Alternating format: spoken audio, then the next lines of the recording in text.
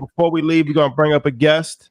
We have the honor of having the CEO of BEVEL brand, Damon Frost, with us. So we will bring Damon up to the screen. Damon Frost, how are you, my brother? How you doing? My brother, how are you? I'm good. How you doing, man? Good. Very good. So Damon is the CEO of BEVEL.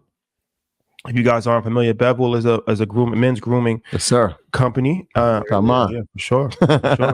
BEVEL really to me, it hit my radar probably about 5 years ago when Nas had started rapping about it. I think he was an investor.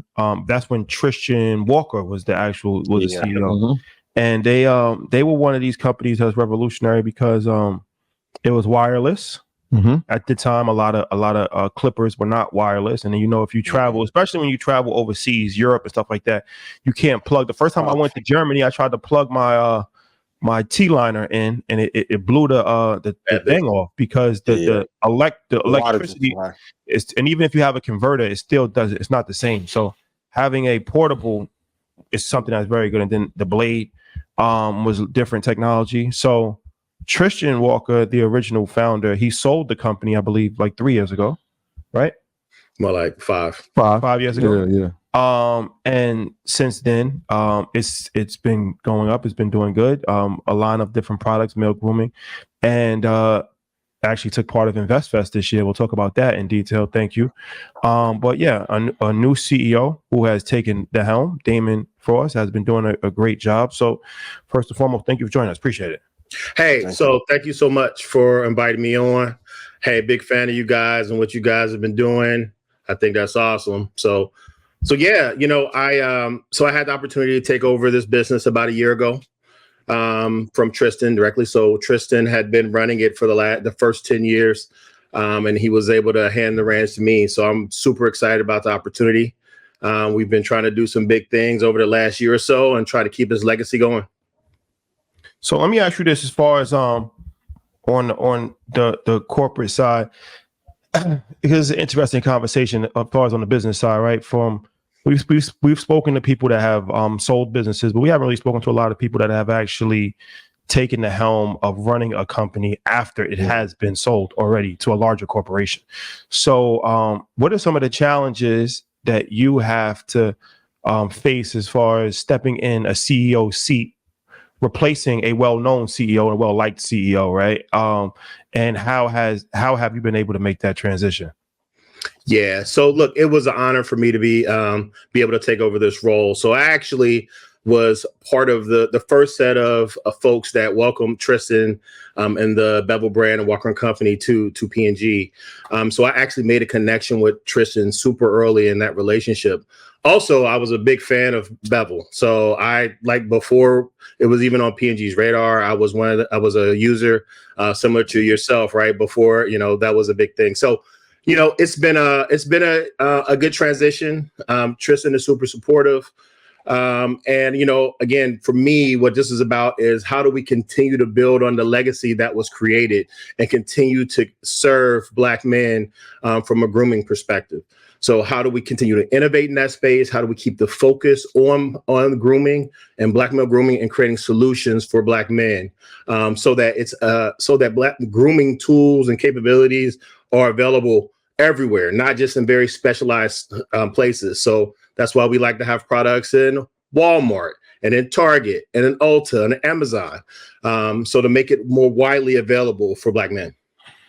Yeah, I remember when BEVEL dropped. I had the original. It was silver, but one of the best. Yeah. It was quiet. It was a quiet cut. So I appreciate that. Now we talk about beauty care all the time, and we can obviously see the numbers. We just saw Selena Gomez became a billionaire on the list now because of beauty care, but we don't talk about men's grooming enough. Talk about the business that's associated with men's grooming, how profitable it could be, and what separates BEVEL from all the other men's grooming companies in a space? Yeah. So as you mentioned, men's grooming is exploding. Even if you just go into a store now versus like 5 years ago, you can see there's so many more brands that are on the shelf, so many more products, athletes are getting involved. You got superstars like the Rock are getting involved. So And that's really because men's grooming as a category is starting to explode. Where we play uniquely is we provide grooming solutions for Black men. Okay, so we are really focused. We prioritize Black men's grooming. That's why if you think about the safety razor, the shaver, right? This is all about eliminating irritation. It's all about eliminating razor bumps. The reason why Tristan started the company to begin with was because he was having a problem, right? So he was starting to shave and he was getting razor bumps. And so he created a product that eliminated razor bumps, eliminated irritation, and we've kind of built from that. I actually had, interesting enough, I had a friend of mine that I went to college with, and I caught up with him at some festival about a month ago, and he didn't know. So it was me and another friend, and my other friend was telling him like, "Hey, Damon is now the CEO of BEVEL," and this dude was like, "Man, dude, this BEVEL saved my life," and he was dead serious. And basically, what he was sharing with me was he was in the military. And, you know, in the military, you have to be clean shaven. And he was using stuff like Magic Shave. He was using like the multi razors that was giving him lots of razor bumps. And once he discovered BEVEL, it changed his whole life. He was able to really focus on being in the military versus, you know, being worried about getting like razor bumps and it's really irritating his skin. You guys are incredibly innovative. I actually bought 2 blades, so I'm honored to be talking with you tonight. I don't endorse many products, but boy, that blade is sharp.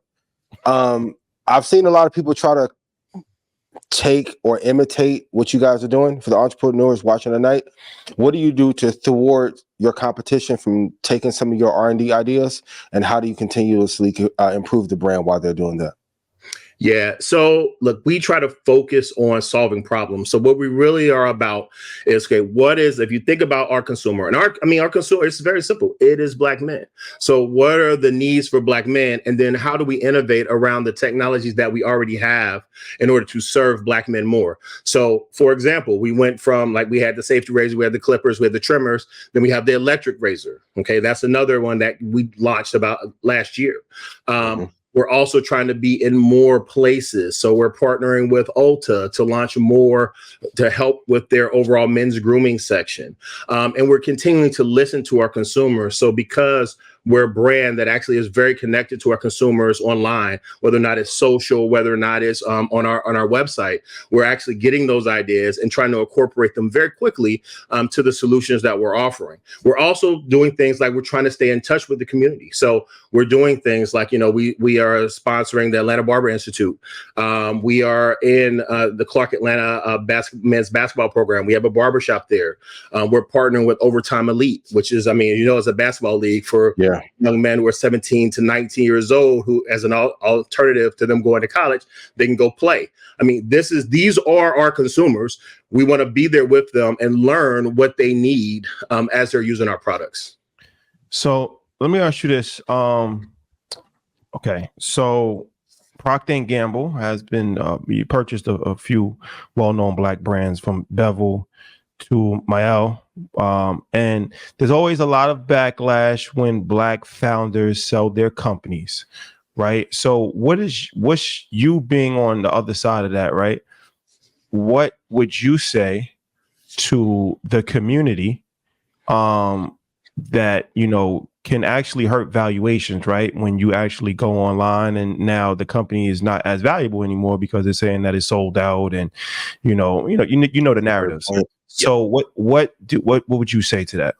Yeah, look, I can't speak for all entrepreneurs. What I'll tell you is, you know, as entrepreneurs that I know, that I've worked with, they really want to grow their businesses, right? So they want to figure out how they can get their products in more hands to more people, how they can expand to different product lines and continue to serve their consumers.